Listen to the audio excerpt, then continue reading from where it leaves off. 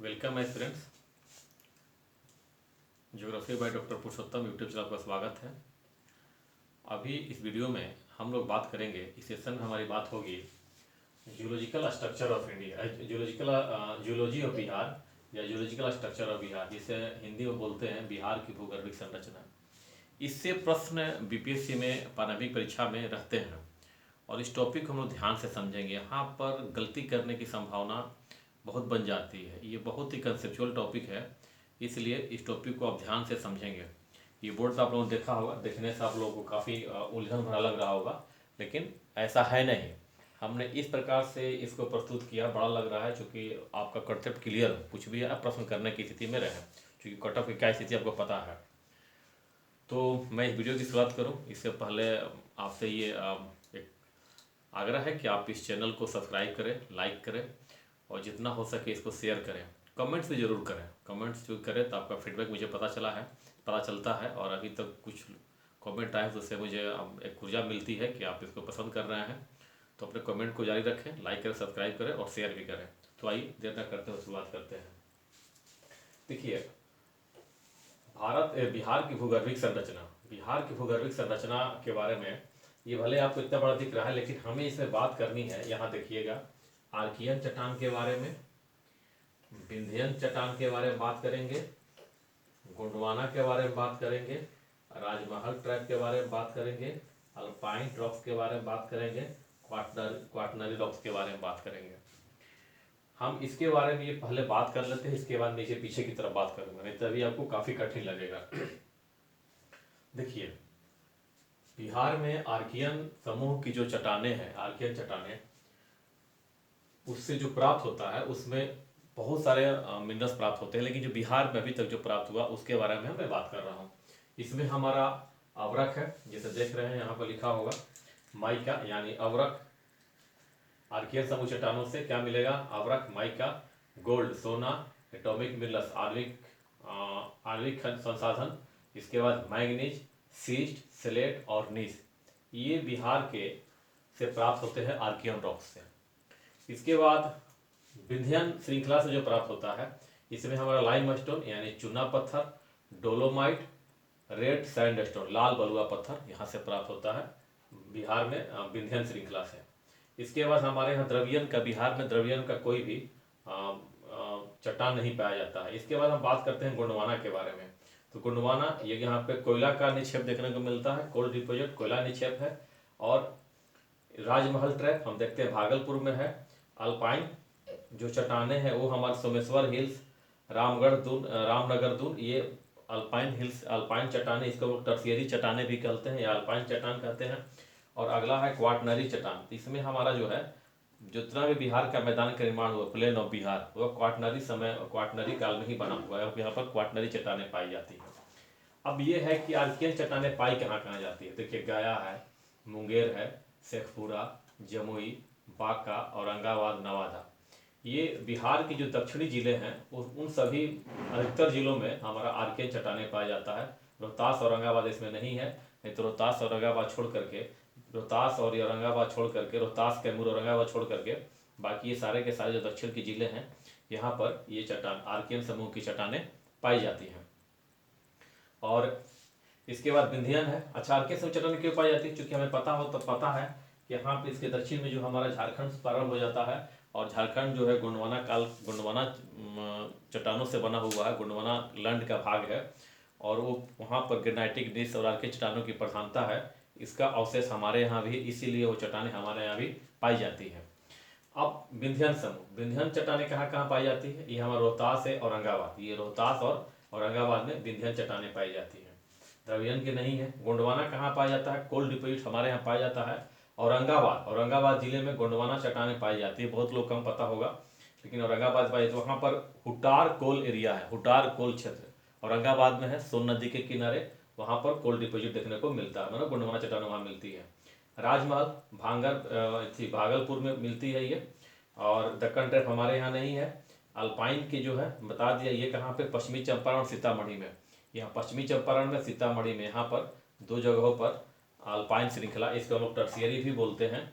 और इसके बाद क्वाटनरी चट्टाने जो है पूरा ये क्वाटनरी जो है, पूरा बिहार जो हमारा जो है, बिहार का जितना मैदान है वह क्वाटनरी चट्टानों से बना हुआ है।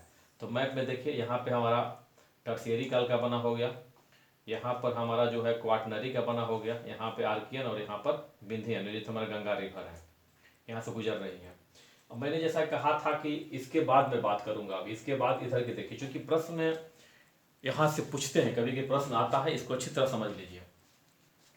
देखिए जियोलॉजिकल टाइम स्केल, भूगर्भिक समय सारणी, हिंदी में से बोलते हैं भूगर्भिक समय सारणी।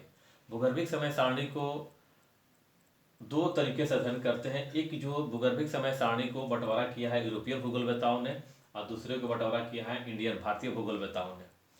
जिस प्रकार से हमारा जीवन काल घंटों में, सप्ताहों में, महीनों में, सालों में बटा होता है, उसी प्रकार से जीवन का जो जीवन काल है उसको हम लोग जियोलॉजिकल टाइम स्केल में बांटते हैं। चूँकि पृथ्वी की आयु जो है 4.6 बिलियन ईयर्स है, इसको हम सप्ताह, महीना, वर्ष में नहीं कर सकते हैं, तो उसका एक स्केल है, यहाँ चर्चा करने की जरूरत नहीं है।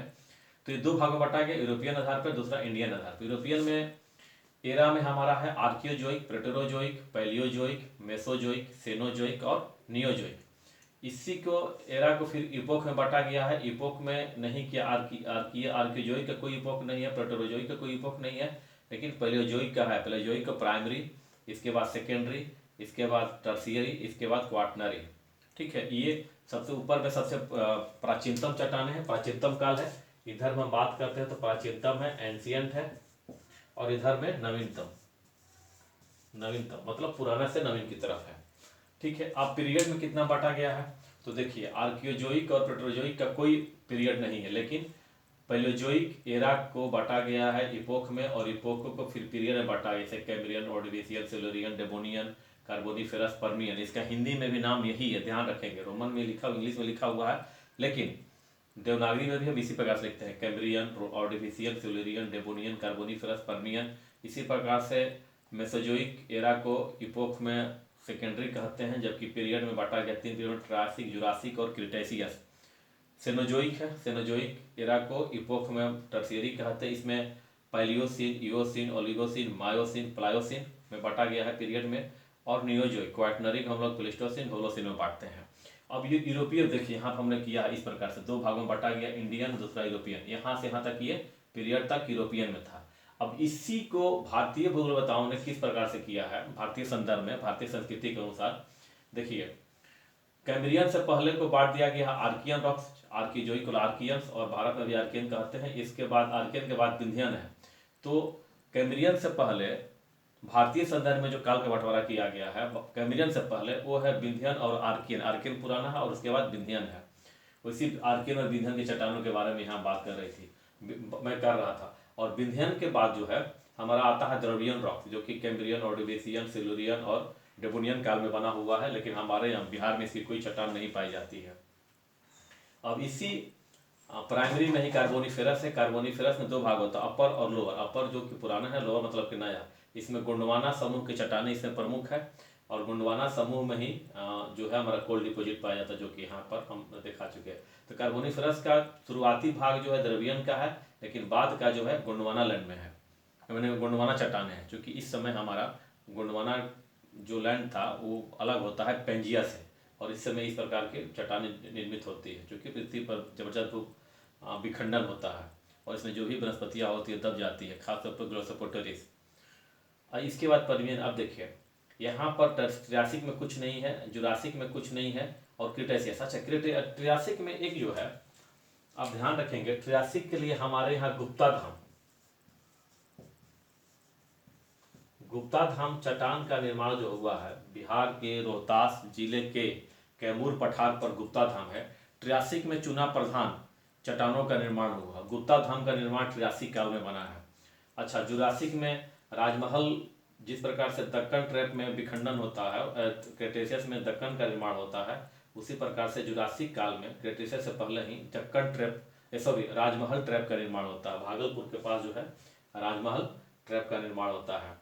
इसके बाद Pliocene, eosin, Oligocene, Miocene, Pliocene. इस काल में बिहार में ये जो हिमालय का ही भाग है, यहाँ पर सोमेश्वर की पहाड़ी और ये सीतामढ़ी का थोड़ा सा भाग है, वो कब बनता है, अल्पाइन काल में। अल्पाइन चट्टानों का यहाँ पे समूह देखने को मिलता है। और ये पीरियड कौन सा होता है, पैलियोसिन, इओसिन, ओलिगोसिन, मायोसिन और प्लायोसिन।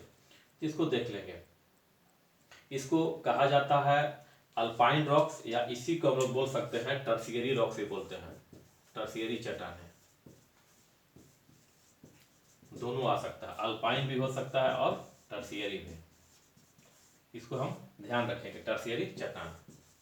इसके बाद क्वाटनरी है, और जो भारतीय संदर्भ में इसको क्वाटनरी ही कहा गया है।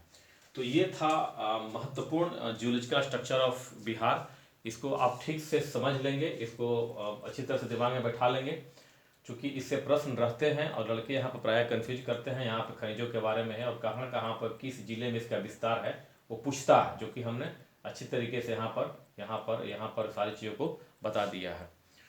तो मुझे उम्मीद है कि ये जिस प्रकार से पिछले वीडियो का आप लोगों ने पसंद किया है, इस वीडियो के अच्छी तरह से आप लाइक करेंगे, पसंद करेंगे, और जितना हो सके इस वीडियो को अपने ग्रुप में शेयर कीजिए, ताकि इसका लाभ अन्य विद्यार्थी भी उठा सके।